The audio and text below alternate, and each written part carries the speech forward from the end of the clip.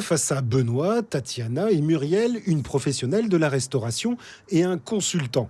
Une mise en situation d'un quart d'heure pour préparer ces jeunes porteurs de handicap, mais pas pour autant incapables de travailler.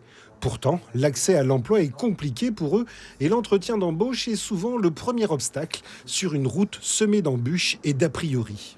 Pour les jeunes que l'on suit, c'est un véritable frein puisqu'ils ne savent pas se vendre et même s'ils maîtrisent les compétences métiers, ils ne savent pas parler d'eux et ils sont vraiment très mal à l'aise avec le handicap. Donc on est là pour les aider à surmonter tout cela et puis à se rendre employables. Benoît, 22 ans, épileptique et autiste, est titulaire d'un CAP agent polyvalent de restauration. Sa passion, c'est la pâtisserie et il a aimé l'exercice sans stress. En même temps, ça me donne la connaissance, mais sinon, pas trop stressant. Il me faut simplement, comment dirais-je, dire ce que j'ai appris plutôt dès le lycée, comme ça, mettre en pratique.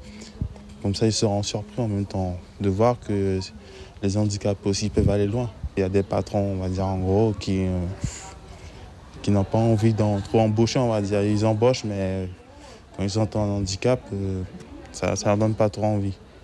À terme, l'Institut médico-éducatif ambitionne d'accompagner au fil de l'an une trentaine de jeunes en les préparant et en les insérant dans la vie active.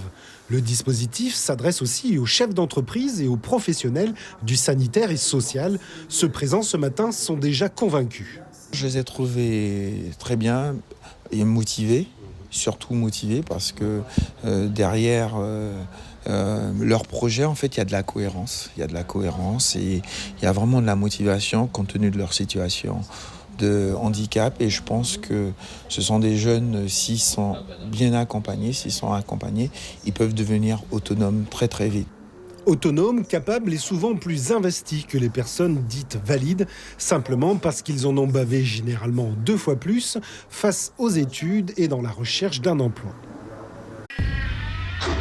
Suivez l'info sur Guyana Première, télé, radio et internet.